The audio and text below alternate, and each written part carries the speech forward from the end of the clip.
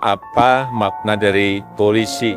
Lucu ya, di dunia ini, di bumi ini, semua polisi pakai nama polisi, kosakata polisi. Meskipun beda-beda spellnya beda, pengucapan beda, tapi berangkat dari satu kata yang sama. Polisi, polisia.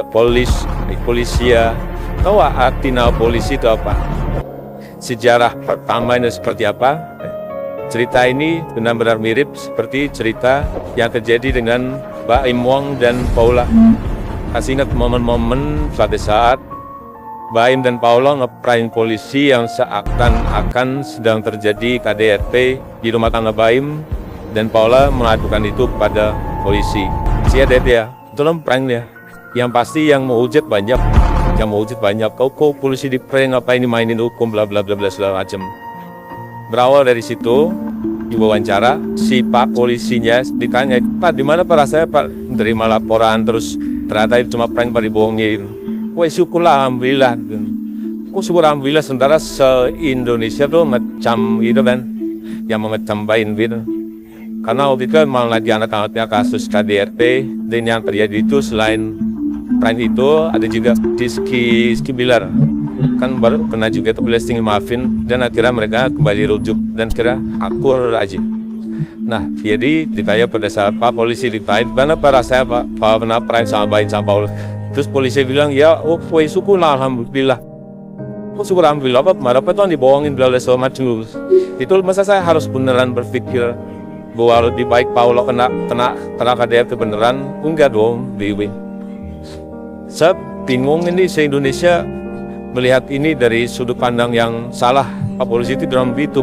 Kalau misalnya ini sebuah kasus yang menyangkut lembaga, terlalu misalnya ini menyangkut ke saya sendiri, dan setelah hukum apa, saya tidak ramah ke orang apa-apa. Padahal dimana beliau juga, ya itu jauh lebih baik itu prank doang. Masa pada pengen Paula kena KDRT beneran itu?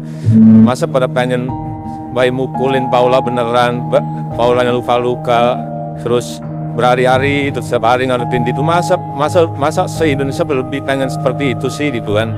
Saya akan bilang saya tidak melawan apa-apa. Saya akan anggap itu sebagai sebuah keakraban antara polisi dengan masyarakat. Serulah, tidak harus lebih erat.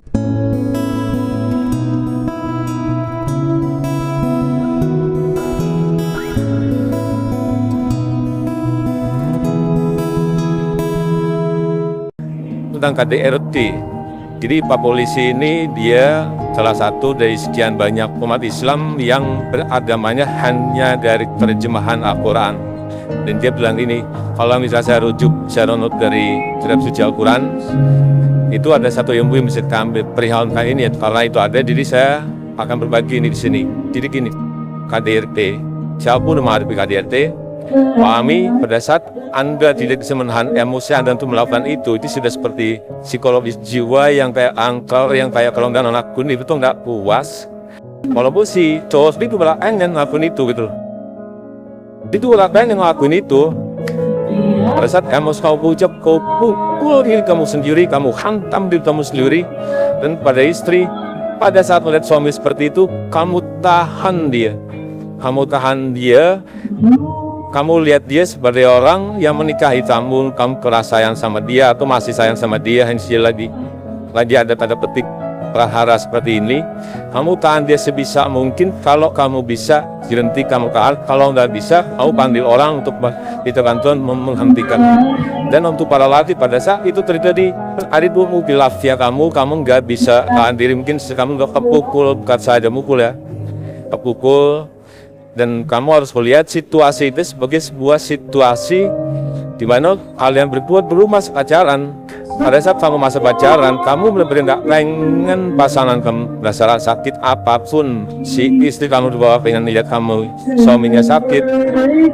Kalau pas pacaran lagi di cowok gue sakit, gue mau lihat dia sakit. Cewek gue sakit, gue mau lihat dia sakit.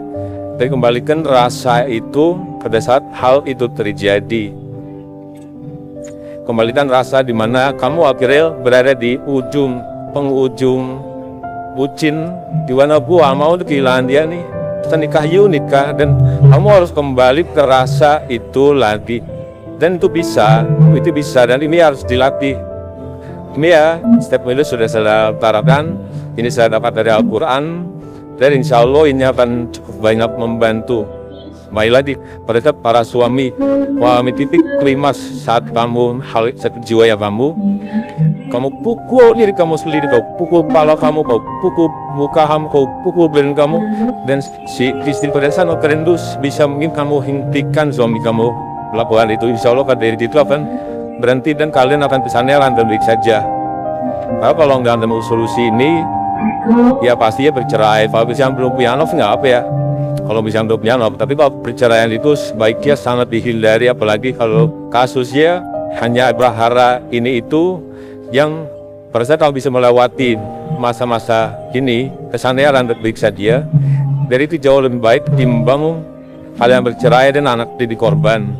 Pahami bahwa jangan pernah sampai kita menjadikan perceraian itu sebagai sesuatu yang biasa. Banyak orang cerai, jadi itu lumrah, itu tidak akan pernah menjadi lumrah, dan dampak psikologis yang dirasakan anak itu benar-benar tidak main-main. Itu menjadi sebuah cacat psikologis yang tidak akan pernah bisa dipahami oleh orang-orang yang tidak mengalami itu.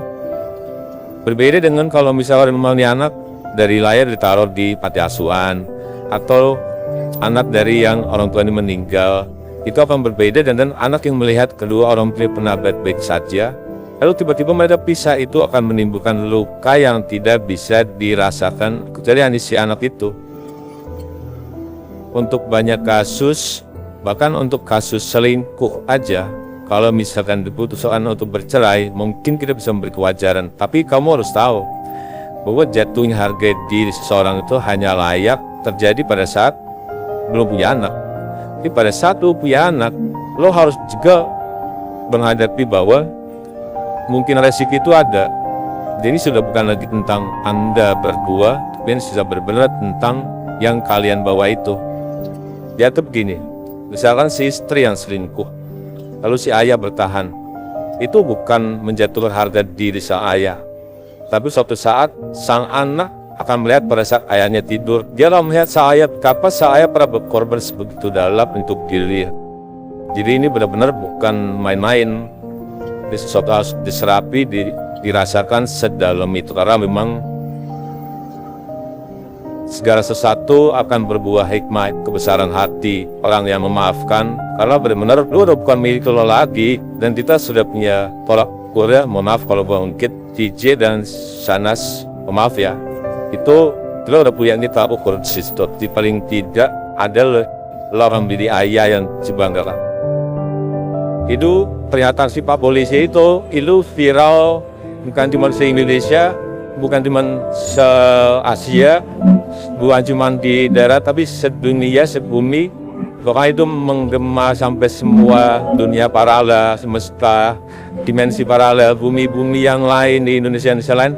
Itu viral, itu Baim dan Paulo manggil dia, panggil engkau, terima kasih engkau, karena berasa benar-benar seperti nasihat seorang paman pada ponakan dia, benar-benar dibalat, berasa masuk bang. Pesan ini keterima di bumi paralel, dari bumi paralel yang lainnya. Jadi di bumi itu pun mereka di mana tahu siapa yang memberikan statement itu, siapa dari yang tahu.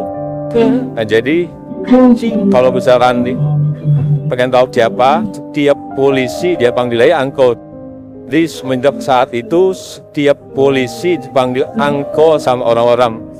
Jadi kalau misalnya polisi angko. Dan semenjak itu kosakata polisi berubah menjadi angko. Dia angko sebelumnya itu dia angko dulu. Jadi kosakata polisi itu tadi bukan polisi itu. Jadi polisi itu artinya angko dari paman itu. Masih atas nasihatnya yang saat menyentuh seperti itu. Jadi asal mula kata polisi itu adalah seperti itu. Ada anak kecil yang oleh polisi tinggal angkol gitu. Kalau angkol gitu, harus paman. Jadi kalau setiap ada polisi yang kamu lihat dan dia menyaut sapaan kamu, ya kamu lihat itu adalah dia. Buat itu salah satu cara Tuhan untuk mengembalikan polisi kembali lagi menjadi orang-orang pilihan ininya.